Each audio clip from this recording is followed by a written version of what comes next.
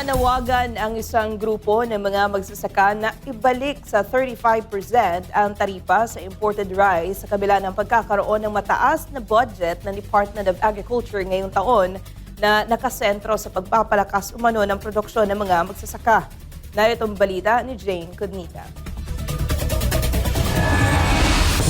Formal nang nilagdaan ni Pangulong Bongbong Marcos Jr. ang 2026 national budget na nagkakahalaga ng 6.793 trillion pesos nitong Lunes, Enero 5. Kabilang ang Department of Agriculture DA sa mga ahensyang nakatanggap ng mas mataas na pondo ngayong taon bilang bahagi ng pagpapalakas ng sektor ng agrikultura. Aabot sa 297 billion pesos ang budget ng kagawaran na nakalaan partikular para sa infrastruktura at post-harvest facilities na layong mapabuti ang produksyon at mabawasan ang pagkalugi ng mga magsasaka. Batay sa 2026 budget, dumoble ang pondong inilaan para sa farm-to-market roads na aabot sa 33 bilyong piso. Nadagdagan din ang pondo para sa Rice Competitiveness Enhancement Fund at Animal Industry Competitiveness Act. Sa kabila nito, nanawagan ang Samahang Industriya ng Agrikultura o SINAG na ibalik sa dating 35% ang taripa sa inaangkat na bigas.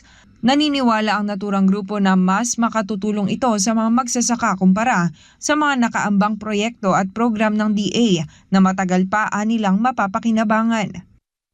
Yung budget na yan, implement pa yan. So matagal pa yan ang mangyayari yan.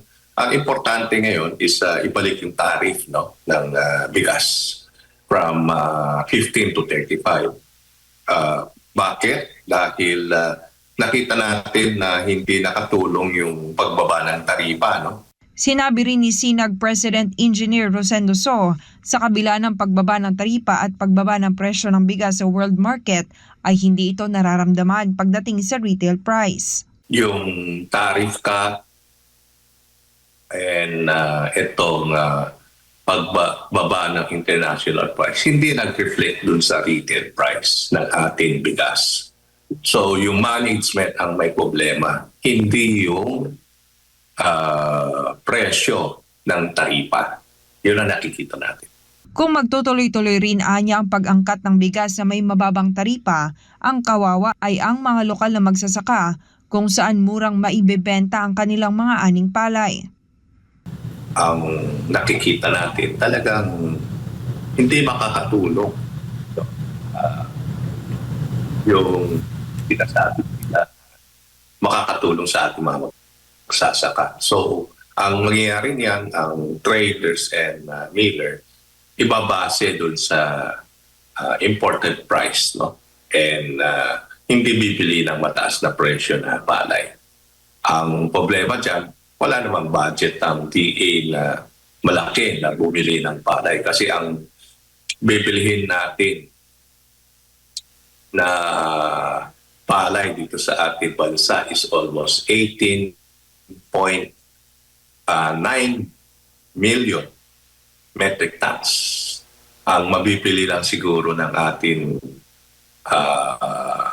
government is around 2 to 3% ng total harvest natin. So, ibig sabihin yung 98